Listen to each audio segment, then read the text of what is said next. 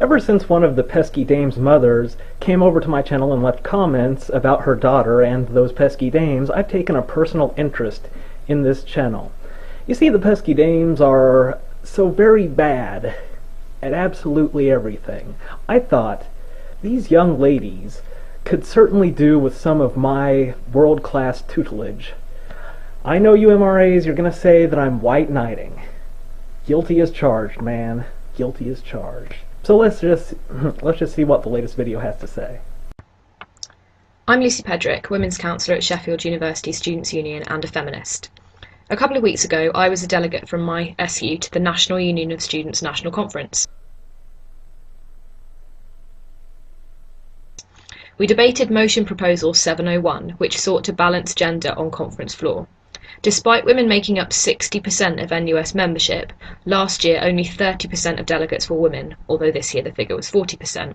Understand, I know nothing about British parliamentary procedure, so enlighten me. How were these delegates selected? Was it orders handed down from on high, perhaps some sort of inbred prince, chortling and saying, oh yes, that man, that man, that man, oh, just on a whim, that woman, those two men, and then that other man? Or are they elected somehow? Like, are students able to cast votes? In which case, the better question would be, how come women don't like women? The motion proposal wanted to ensure that all member unions have to send an equal amount of men and women to conference. I see, and that's important for some reason. Could you share the reason that's important? The only reason I ask is because, well, you're sort of going against the ostensible will of the people and undermining the concept of democracy as a whole, so, I mean, there's a good reason, let's go ahead and do it. As part of the debate around the motion, a number of points were raised that I think might be worth talking about. So here goes. Number 1, quotas are not patronising. Yeah, I'm sure that is what you said after somebody rightly pointed out, man, quotas, that's pretty fucking patronising. I mean, it's like saying, you couldn't get elected under any circumstances unless we just force you into these positions, because, I mean, listen to you, nobody's going to elect you. You're lame. I'm sorry, go on. A number of women made the point that with quotas, some women at conference might feel that they'd been elected on the basis of their gender rather than their policy, and that this is patronising. Well, if the number of female delegates is manipulated to produce a greater proportion of female delegates by selecting for sex, then it's really just a matter of probability whether any particular woman was elected on the basis of her gender or her policy. In reality, of course, nobody is elected on the basis of their policy. It's all about personality. Let's just say it's policy. Point being, any particular woman would have good reason to have such doubts, because at least some of those women would be elected for no other reason than your bigoted policy. Here's the first thing. The mandate that any delegate at NUS has is horrifically flimsy at best. First, hardly any students vote in delegate elections.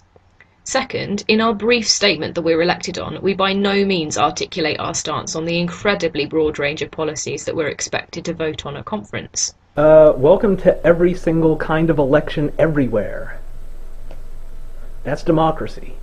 I know that I made a brief statement of why I believed NUS conference is important, and then outlined as laconically as possible my basic experience. Gee, no kidding, you're laconic to the point of catatonic. Let me just go ahead and patronizingly educate you about the very nature of life. Alright, the ability to sell things is not that easy to learn, but it is something that everybody should learn. And when I say to sell things, I don't mean just like sell things door to door or sell cars. I mean like the way politicians sell things, the way any persuasive speaker will sell things. Now, here's the thing.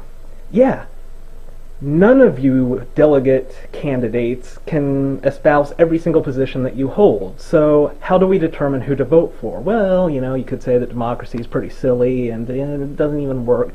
But if you're going to even bother with the whole process, let's roll with it.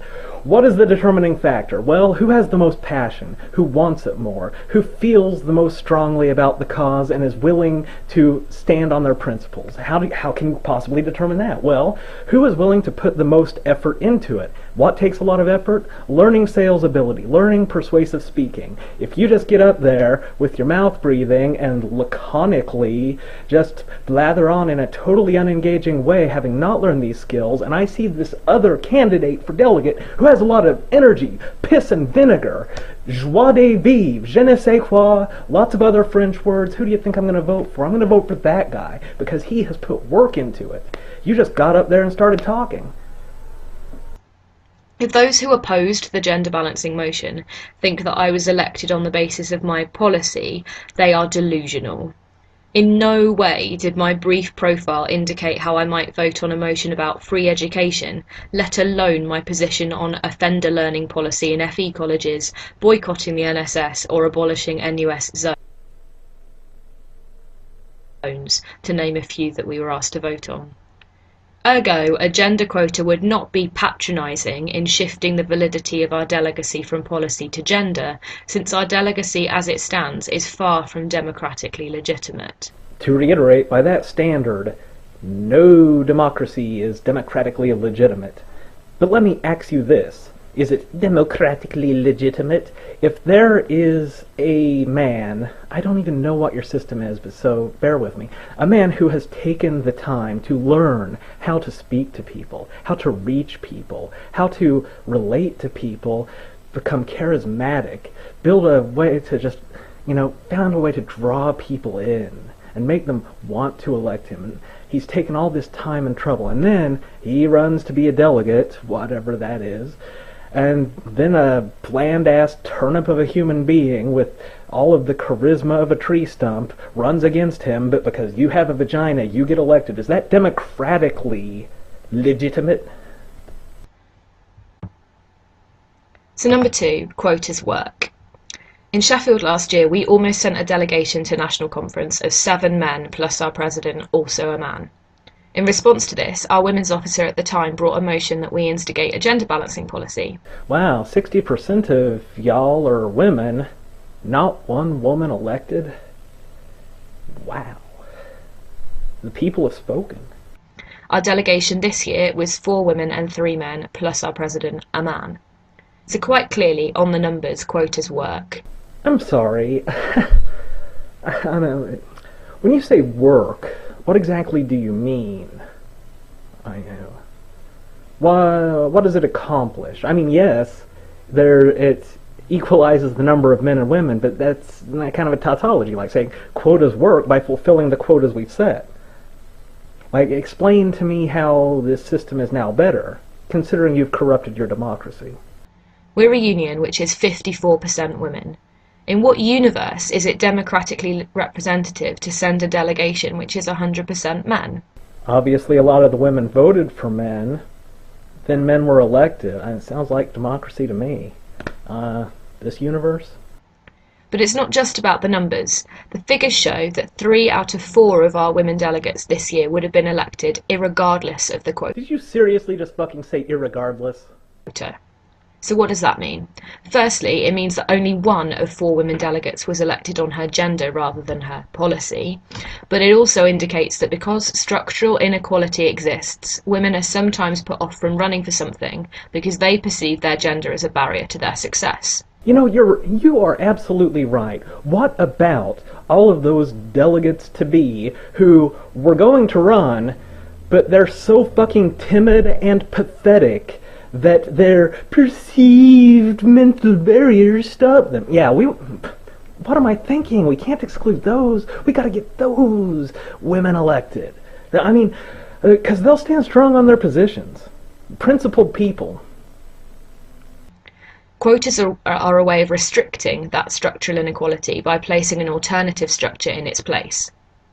Interestingly, when asked whether they would have stood without the quotas, most, but not all, of the women candidates for election said that they would have stood anyway. Okay, so only 1 in 4 women would be put into the delegate position because they were women. And most, but not all, women would have stood anyway. So you're really making a pretty good case for not having quotas. I don't know if you realize that. But that doesn't mean that women in future years who may not have stood previously might stand now having seen a woman win as a direct result of the quota. You sound kind of like a misogynist, saying that women need to be herded like cattle. Number 3, the NUS already uses quotas. At NUS liberation conferences, there are national quotas in place. For example, at NUS Women's Conference, at least one delegate from each union must define as black, and one is either LGBT or disabled. And if nobody is disabled, does somebody get Nancy Kerrigan? I'm sorry, you're British, you won't understand the reference. Somebody gonna get their kneecaps busted? Anyway, I've covered all the main points. The rest of it's just like, well, everybody else does it, ergo it is correct. So, TTFN.